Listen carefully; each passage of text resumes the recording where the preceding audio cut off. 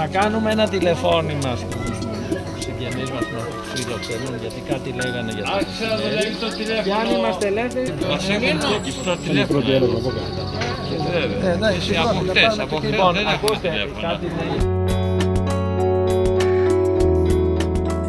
Η μάνα μου με έβγαλε Άρη Πουλιανό. Το επάγγελμά μου τα τελευταία 50 χρόνια είναι ανθρωπολόγος. Δηλαδή, μελετώ την καταγωγή του ανθρώπου, από πού προήλθε και έτσι κατέληξα σε ορισμένα συμπεράσματα.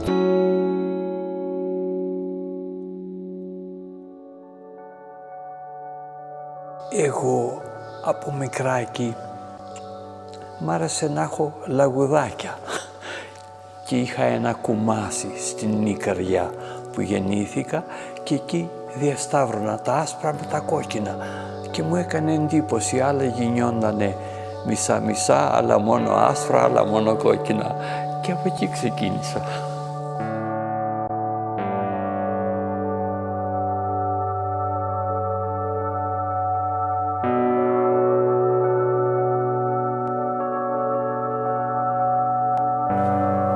Ως εδώ ερχόταν το φορτηγάκι, το τρενάκι.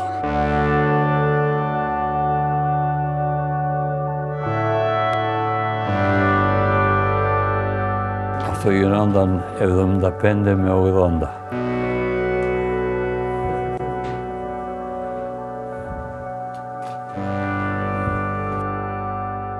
Ο Άρης Πουλιανός είναι από την κάστα εκείνη των ανθρώπων που για αυτούς γράφουν οι εγκυκλοπαίδειες. Το έργο τους αθόρυβο, πολυετές, κοπιώδες, μα η σημασία του τόσο μεγάλη που η ιστορία έχει φυλάξει αρκετές σελίδες για να την καταγράψει. Στην αίθουσα του Θεόφραστου κοιμήθηκα πολλές βραδιές.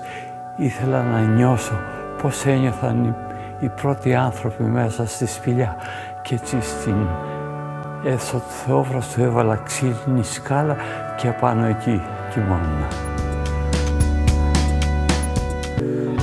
Ο Άρης Πουλιανός έχει συνδέσει το όνομά του με τα πετράλωνα της Χαλκιδικής και τα υπολείμματα ενός ανθρώπου που έζησε στην περιοχή πριν από εκατοντάδες χιλιάδες χρόνια. Το όνομα που του έδωσε ο Πουλιανός, Αρχάνθρωπος, ο Αρχάνθρωπος των Πετραλώνων. Μέχρι την ανακάλυψη αυτή, ο ελλαδικός χώρος εθεωρείται από την επιστήμη της παλαιοανθρωπολογίας λευκό σημείο, blank spot, δηλαδή περιοχή όπου κανένα σημαντικό έβριμα δεν είχε βρεθεί, που να αποτελεί κρίκο της εξέλιξης στην ιστορία του ανθρώπινου είδους. Η ανακάλυψη του Αρχανθρώπου έγινε το Σεπτέμβριο του 1960 και από τότε άρχισαν τα προβλήματα. Στην Ελλάδα εγκαταστάθηκα στην Αθήνα γιατί του Καραμανλή η πρόσκληση το 1962 ήταν να έρθω να αναλάβω την έδρα της ανθρωπολογίας στο Πανεπιστήμιο Αθηνών. Στα πετράλωνα είχε βρεθεί το κρανίο του Αρχανθρώπου και φυσικά ήταν το πρώτο έβριμα παλαιού ανθρώπου στον ελλαδικό χώρο και ήταν τμήμα της διατριβής μου, δηλαδή από πού βαστάνε οι Έλληνες. Έτσι και ξεκίνησα. Η καταγωγή των Ελλήνων ήταν το θέμα μου. Η έρευνα γύρω από το θέμα της καταγωγής των Ελλήνων αποτελεί κόκκινο πανί για την επιστημονική κοινότητα, τόσο στην Ελλάδα όσο και εκτός. Στα σχολικά βιβλία διαβάζουμε πως οι πρόγονοι των Ελλήνων ήταν κάποιοι άλλοι που κατέβηκαν από το βορρά εξολοθρεύοντας τους γηγενείς. Αυτό δηλαδή που διαβάζουμε είναι πως κάποιοι Ινδοευρωπαίοι εξολόθρευσαν κάποιους προέλληνες. Εδώ όμως προκύπτει ένα απλό ερώτημα. Αν αυτοί που ήρθαν από το βορρά δεν ήταν Έλληνες και αυτοί που ζούσαν εδώ δεν ήταν Έλληνες, τότε τελικώς ποιοι είναι οι Έλληνες?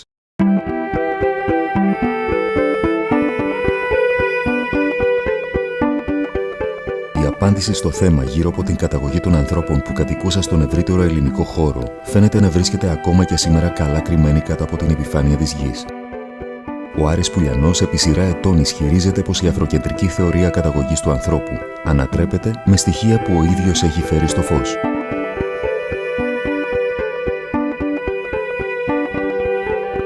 Εδώ είναι η πρώτη αίθουσα του σπηλαίου, την οποία αφιερώνουμε στην Ανθρωπολογική Εταιρεία Ελλάδος, διότι η Ανθρωπολογική Εταιρεία έφτιαξε όλη αυτή τη δουλειά που είδατε μέσα και έξω από το σπήλαιο. Εδώ στήσαμε τα ομοιώματα των αρχανθρώπων για να παίρνουν μια ιδέα οι άνθρωποι, οι τουρίστες, οι επισκέπτες, να καταλαβαίνουν ότι ζούσαν άνθρωποι εδώ μέσα. Οι αρχάνθρωποι είχαν ξαναμπεί στη σπηλιά. Πώς αποδεικνύω ότι είχαν μπει πριν 5 εκατομμύρια με 5,5, 5.200. Δηλαδή οι άνθρωποι, οι οποίοι ήσαν όρθιοι βέβαια, από 13 εκατομμυρίων ετών, έσπασαν τούτο εδώ τον σταλακτήτη. Αυτός είναι ο μεγαλύτερος σταλακτήτης που έχει βρεθεί ποτέ σε σπήλαιο. Τούτο είναι σταλακτήτης, όχι σταλαγμίτης. Σταλαγμίτης είναι δίπλα. Έσπασαν λοιπόν τη μύτη του σταλακτήτη αυτού και επίσης έκοψαν μια μεγάλη κολόνα. Εκεί βλέπετε την οροφή που είναι κομμένο. Δημήτρη, εκεί. Φαίνεται. Ήταν κολόνα ως κάτω. Και την έσπασαν σε κομμάτια και την έβγαλαν έξω. Εδώ είναι η πρώτη δοκιμαστική τομή του σπηλαίου. Από εδώ βέβαια, όταν μας πέταξαν έξω το 1982, μπήκαν μέσα μερικοί από τους καθηγητές της εποχής εκείνης του Πανεπιστημίου Θεσσαλονίκης και εξαφάνισαν στις αγώνες υπαρίων και αλόγων που είχαμε εδώ. Τώρα όταν επανήλθα το 1997 είχαν χαθεί βέβαια.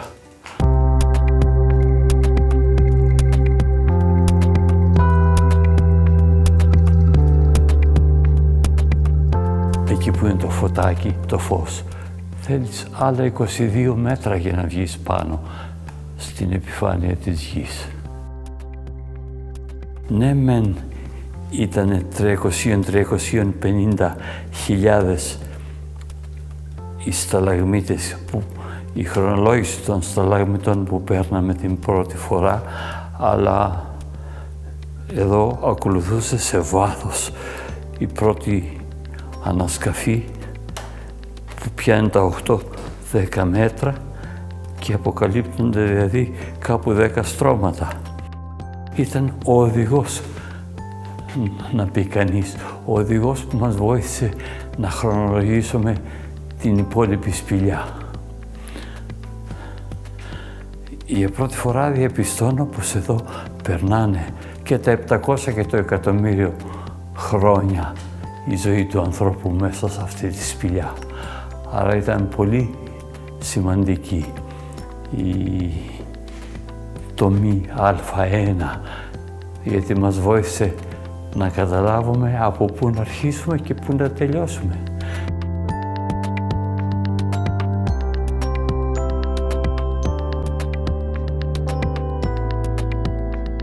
Σε αυτό το σημείο βρήκα την πρώτη στάχτη φωτιάς και μου έδωσε πολύ κουράγιο που απεδείκνυε ότι εδώ μέσα μπήκε άνθρωπος και την άναψε. Βεβαίως. Τι ηλικίας είναι η φωτιά? Αυτή η φωτιά είναι 1.100.000 ετών.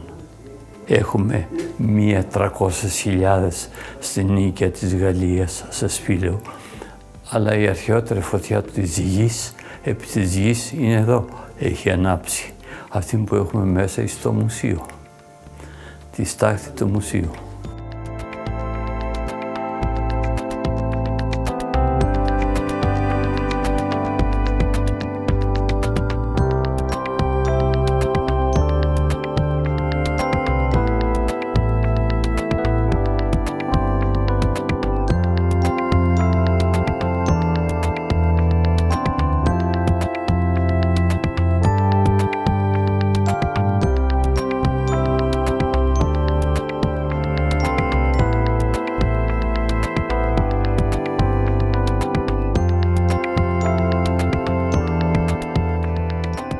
Δημήτρη, έλα να δεις ο παλαιότερος στίχος του ανθρώπου επί της γης.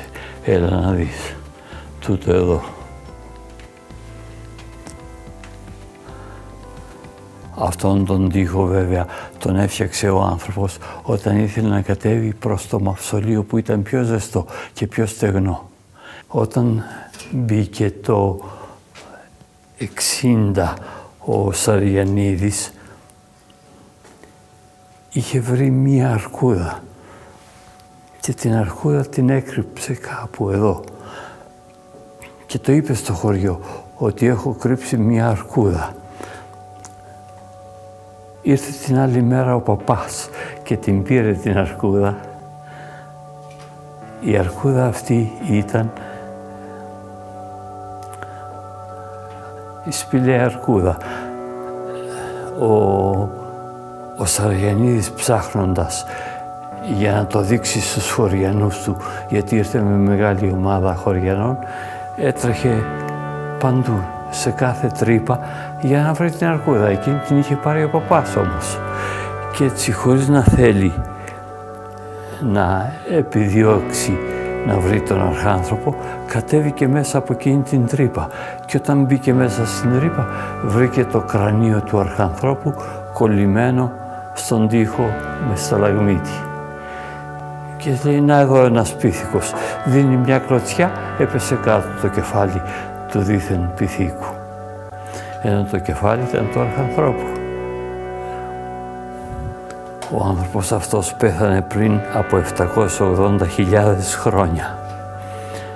Οι άνθρωποι χρησιμοποίησαν τη σπηλιά από 1.700.000 χρόνια. Τη σημαντικότητα των ευρημάτων του σπηλαίου των Πετραλώνων δεν φαίνεται να συμμερίζεται το επίσημο ελληνικό κράτος. Στην ιστοσελίδα του Υπουργείου Πολιτισμού που αναφέρεται στο σπήλαιο, για τον αρχάνθρωπο διαβάζουμε μια χλιαρή περιγραφή των δύο σειρών, χωρίς λεπτομέρειες και κυρίως χωρίς χρονολόγηση. Στον ιστότοπο του Γεωλογικού Παλαιοντολογικού Μουσείου του Αριστοτελείου Πανεπιστημίου Θεσσαλονίκης, ο άνθρωπος των Πετραλώνων αποκτά ηλικία 200.000 ετών, ηλικία που υπολείπεται τουλάχιστον 500.000 έτη από τη χρονολόγηση που δίνει ο Πουλιανός. Για τον ίδιο τον Πουλιανό δεν δίνεται η παραμικρή αναφορά, παρότι είναι ο σημαντικότερος ανασκαφέας του σπηλαίου. Ακόμη και με μια απλή ματιά φαίνεται πως το σπήλαιο των Πετραλώνων είναι ένας καλά οργανωμένος προορισμός. Κτηριακές εγκαταστάσεις που φιλοξένησαν ακόμα και παγκόσμια συνέδρια ανθρωπολογίας. Εργαστήρια συντήρησης, αλλά και τουριστικά, με ξεναγούς, χαραγμένες επισκέψιμες διαδρομές και ένα μουσείο με περισσότερα από 2.500 εκθέματα. Γιατί όμως ο Πουλιανός έχει τόσες αντιπάθειες? Γιατί τόσα χρόνια η πανεπιστημιακή κοινότητα και ο πολιτικός κόσμος τον έχουν σχεδόν επικηρύξει? Τι να πω, είναι φασίστες στο μυαλό. Δεν θέλουν πρόοδο εδώ. Και ήρθε εδώ ένας Μοσχοβίτης, όπως έλεγε ο Μαρινάτος παλιά, και τους έκαμε ανατροπή. Τις ανατροπές φοβούνται. Να μην θίξεις αυτά που διδάσκονται. Το ανασκαφικό και ερευνητικό έργο στο σπήλαιο των Πετραλώνων έχει αναλάβει η Ανθρωπολογική Εταιρεία Ελλάδος μετά από τη σύμβαση που υπέγραψε με τον ΕΟΤ και που επέτρεπε στον Πουλιανό να συνεχίσει το ερευνητικό και ανασκαφικό έργο στο σπήλαιο. Η σύμβαση υπεγράφει στις 8 Τετάρτου του 1981, καθώς δεν υπήρχε άλλος επιστημονικός φορέας ικανός να αναλάβει αυτό το έργο. Από εκείνη τη στιγμή και για τα επόμενα χρόνια μέχρι σήμερα, επρόκειτο να ξεκινήσει ένας ανηλυής δικαστικός αγώνας κατά της Ανθρωπολογικής Εταιρείας Ελλάδος και κατά του Άρη Πουλιανού, με στόχο την απομάκρυνσή του από το ερευνητικό του έργο και την παρουσία του στο σπήλαιο. Ο Άρης Πουλιανός διέθεσε για υποδομές και έρευνα ολόκληρη την περιουσία του, αλλά και πάνω από μισό αιώνα προσωπικού έργου. Και το περίεργο είναι πως η επίσημη πολιτεία όχι απλώς δεν το αναγνωρίζει, αλλά και το εχθρεύεται. Και η περιπέτεια του ελληνικού δημοσίου και του Υπουργείου Πολιτισμού σε σχέση με το σπήλαιο Πετραλώνων, σας διαβεβαιώ ότι είναι απολύτως συγκρίσιμη με την περιπέτεια που ζήσαμε επιχειρώντας να κατασκευάσουμε το νέο μουσείο της Ακρόπολης. Ο πατέρας μου έδωσε λεφτά και το χτίσα. Δεν το χτίσε το δημόσιο, το δω. Γιατί έπρεπε να διέλθουμε από μία κωμικοτραγική περιπέτεια 20ετή δικαστικών συγκρούσεων όπου το κράτος έχανε συνεχώς, το ίδιο ακριβώς έχει γίνει και με το σπήλαιο των Πετραλώνων. $600.000 εγώ ξόδεψα για να έχει αυτό το πράγμα εδώ πέρα. το ελληνικό δημόσιο και τα έδωσα της Ελλάδας. Ποιον τα έδωσα? Η διαμάχη είναι μόνο στην επιφάνειά της επιστημονική, καθώς είναι φανερό πως από πίσω βρίσκονται συμφέροντα. Ξαφνικά, 20 Ιουλίου του 2004, ο δήμαρχος, ο τότε δήμαρχος της Νέας Τρίγλιας, όλη νύχτα χτίζανε και φτιάξανε μία σιδερένια μπάρα για να μην περνάει ο κόσμος και εγώ να πηγαίνω στο σπίτι μου. Τρόμαξα. Αντεπετέθηκα βέβαια, βριστήκαμε με αυτούς που τη φτιάχνανε το πρωί όταν το είδα. Αλλά ήταν πια απόφαση του Δημοτικού Συμβουλίου. Αυτήν και προσέβαλα στα δικαστήρια τα ελληνικά και στο Συμβούλιο Επικρατείας. Μπάρα είχε μόνο το Βερολίνο παλιά και η Κύπρος. Για την ώρα κατηργήθη του Βερολίνου, κατηργήθη τελευταία και της Κύπρου και παραμένει μόνο στα Πετράλωνα εδώ. Υποχρεώνει κάθε τουρίστα που έρχεται από την Αμερική, από την άκρη του κόσμου, να κατέβει μπρος από την μπάρα για να τον βάλει εκείνος πάνω στο λεωφοριάκι του Δήμου, αυτό που έτσι έβαλαν, υπεχρέωσαν και τον Πούτιν. Τότε μάλιστα ο οδηγός έπαιρνε και φραγκάκια, είχε δίσκο επετείας και μάζευε καπίκια, νομίζω, κέρματα. Όταν ένας πρώην υπουργός δικαιοσύνης αποκαλεί αιμονική τη δικαστική εξουσία, όπως την αποκάλεσε στην περίπτωση του Πουλιανού, τότε είναι φανερό πως το πολίτευμα της χώρας πάσχει. Ο Πουλιανός έχει περάσει περισσότερο χρόνο στις αίθουσες των δικαστηρίων παρά ανασκάπτοντας και ερευνώντας. Αυτός ίσως να ήταν και ο σκοπός από την αρχή, η ατρανοποίησή του. Αυτοί που λένε πως οι ιδέες παλεύονται με ιδέες, δεν γνωρίζουν καλά την ελληνική πραγματικότητα. Σε κανένα άλλο θέμα πλην του Μουσείου της Ακροπόλεως και του Σπηλαίου των Πετραλώνων δεν υπάρχει τέτοια αιμονή της δικαστικής εξουσίας ώστε να χάνει συστηματικά το ελληνικό δημόσιο και να κερδίζουν συστηματικά οι ιδιώτες.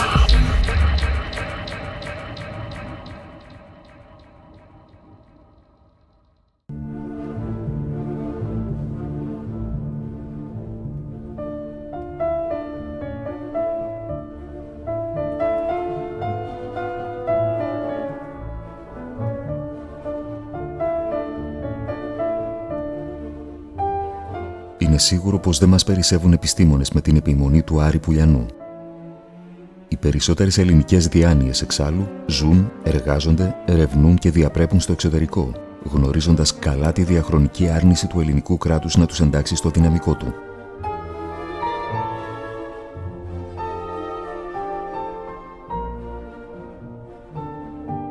Τη Δευτέρα 4 Απριλίου του 2011, δεκάδες αστυνομικών με την παρουσία δικαστικού επιμελητή απέβαλαν από το χώρο τον 87χρονο Άρη Πουλιανό.